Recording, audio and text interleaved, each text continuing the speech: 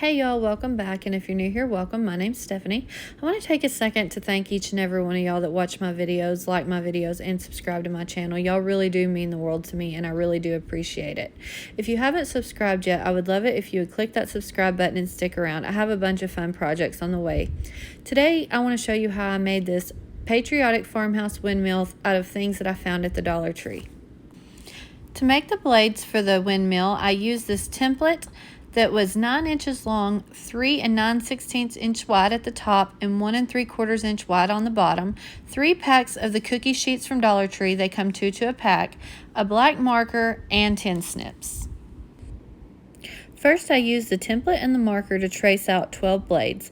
I was able to fit 2 blades per cookie sheet.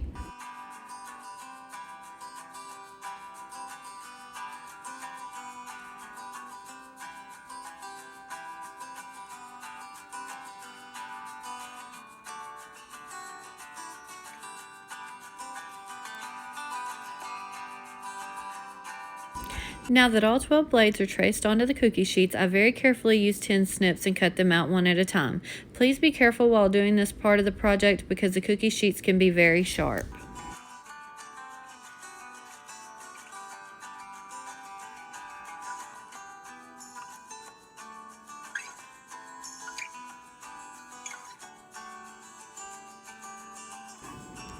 For this next step, you're going to need 4 of the blades, some Waverly chalk paint in the color Ocean, Anita's acrylic paint in the color Black, and 2 paintbrushes.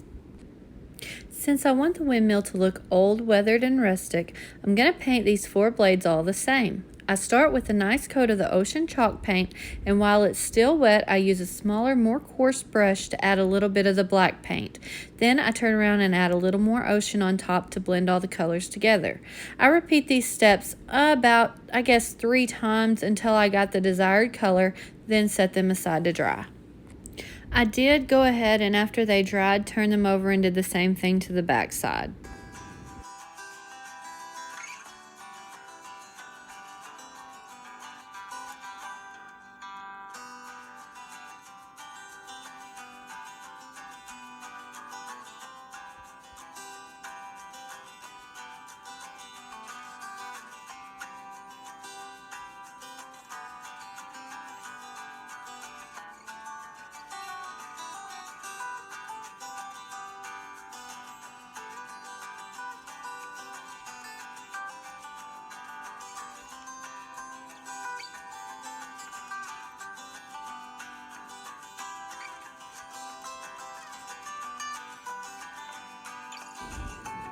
Now that the front and back of the blades are dry, I use some more Ocean paint and dry brush it onto the blades to give it a little bit of pop of blue color.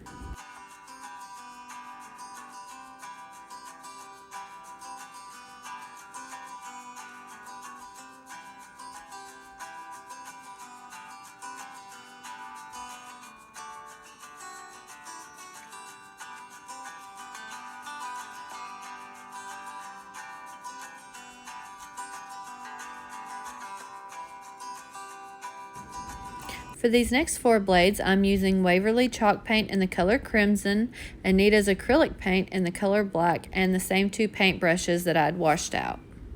I wanted my red blades to be just as old and weathered as the blue blades, so I went ahead and used the same painting technique with the Crimson and Black paint as I did with the blue and black paint.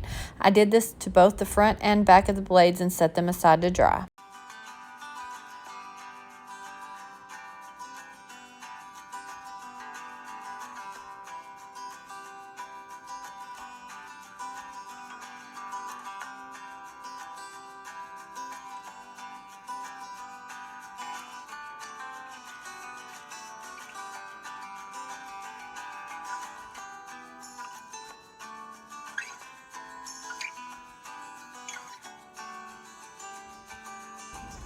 Now that the blade was completely dry, I went back and used the dry brush technique to add a pop of color to these blades. Again, I wanted them to look weathered and worn, so I didn't want too much color, but I wanted enough color so that you would know that it was the red blade.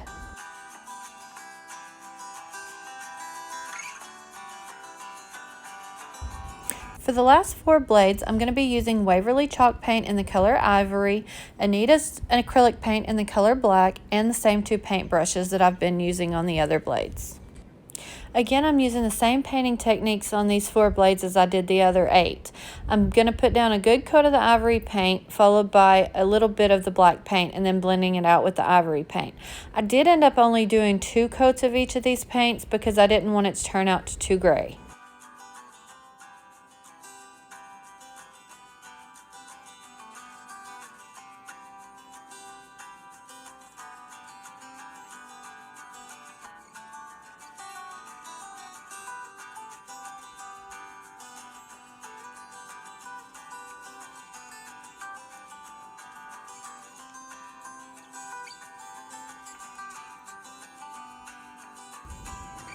Now that our white blades are completely dry, I take some more white chalk paint and just dry brush it over the top to give it that pop of white color.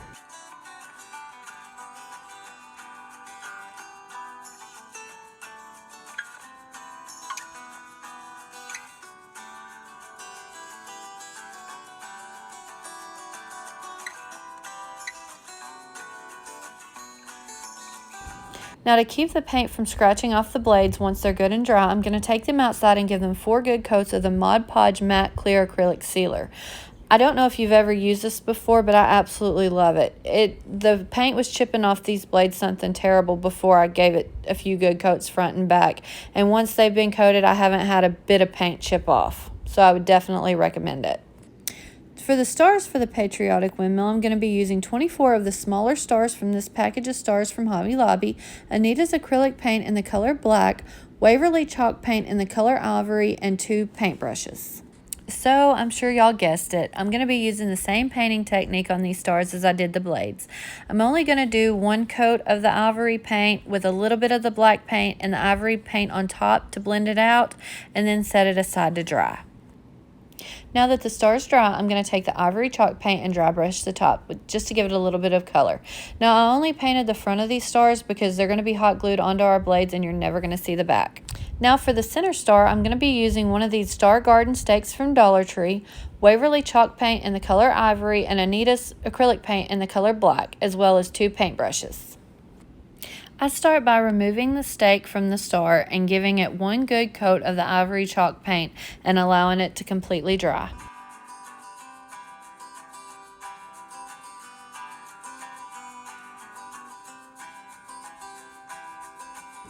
Once the first coat of paint was completely dry, I gave the star another coat of Ivory paint, but this time I continued on with the paint method that I've been using the entire video, making sure to really hit the raised places in the edge of the star with the Black paint.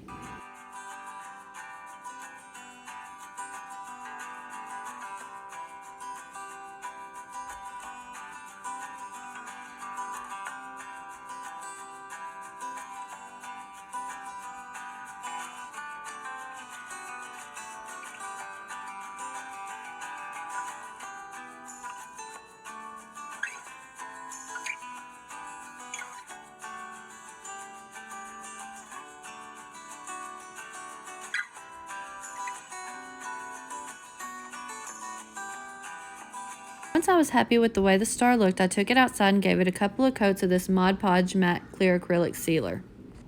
For the frame of the windmill, I'm going to be using one of the 18-inch wreath forms from Dollar Tree, one of the 8-inch wreath forms from Dollar Tree that comes in a 2-pack, and some heavy-duty wire cutters. I'm going to start by removing the outermost ring from this 18-inch wreath form.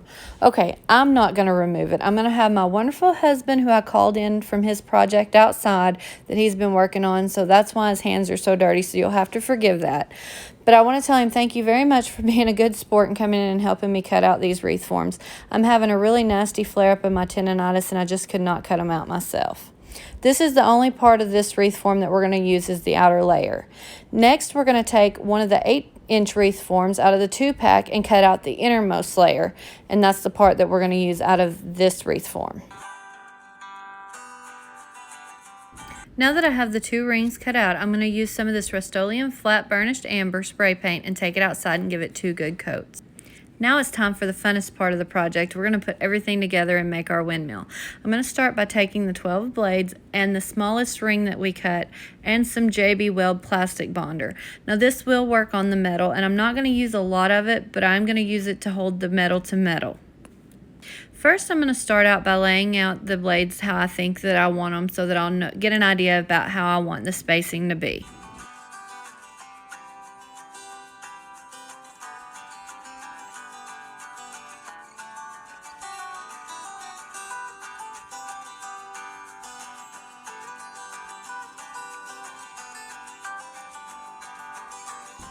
Now that I'm happy with the spacing and the pattern of the blades, I mix up a little bit of the JB Weld and start attaching the blades to the ring. To attach the blades to the ring, I began by putting a small amount of the JB Weld directly onto the ring and using a little bit of hot glue on each corner of the blade. I then just put the blade down onto the ring. The hot glue will give an instant hold, while the JB Weld will give it a stronger and more permanent hold. The cure time for the JB Weld is between 15 and 30 minutes, so it definitely does dry relatively quickly. I continue attaching the 11 other blades with both adhesives all the way around the ring, overlapping the bottom of the blades just a little bit. If you'll remember the pattern I laid out earlier and how I had them overlapping, that's exactly how I went ahead and attached them.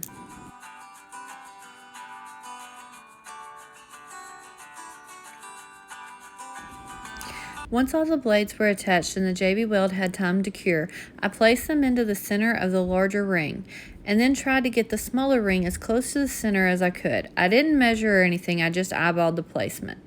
Once I had it placed down where I thought it looked good, I took my hot glue gun and used it to attach all the blades to the outer ring. I didn't use any JB Weld to attach the blades to the outer ring this time because I think the hot glue did a perfect job doing that. It's going to be put up and nobody's going to be playing with it, so I'm not concerned with it coming loose. Next, I took the large star that I painted earlier and laid it down in the center of the smaller ring. I messed with it until I was happy with the placement and then took the hot glue gun and glued it into place.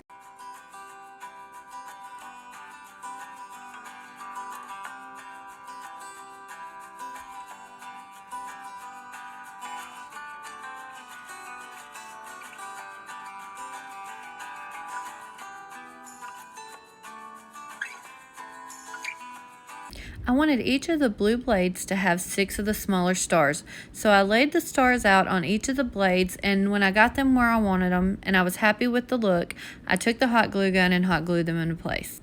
I do want to mention that I'm using the Gorilla Glue hot glue sticks, and I'm not sponsored or anything. These just happen to be my favorite brand of glue stick. I find that they are one of the best glue sticks to use, and once it's good and set up, it's kind of hard to get anything apart. So I feel pretty confident in using it to attach these stars and the aluminum to the metal.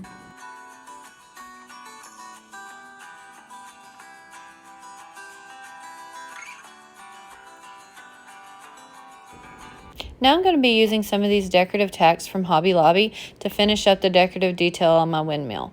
I'm going to take the tacks and cut the actual tack part off the back. I'm going to do that by using my pliers and cutting it as close to the tack head as possible. Once the back of the tack is removed, I find the center of the blade right below the small ring and use the nub left on the back of the tack to create a small hole. Then I use hot glue to secure it in place. I decide to put 2 tacks in each blade, one at the top right below the small ring and one right above the larger ring to give it the look that the windmill is held together by the tacks.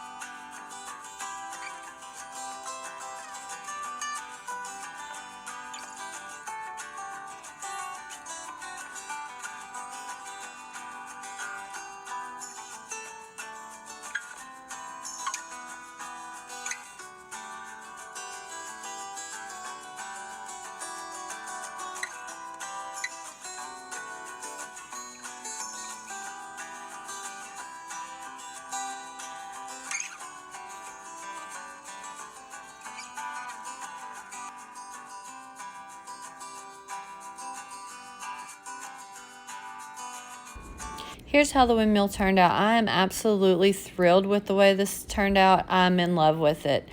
I think it is perfect for a rustic farmhouse patriotic decor or just everyday decor. You could do this in absolutely any color you choose, and it was so easy and less than $8.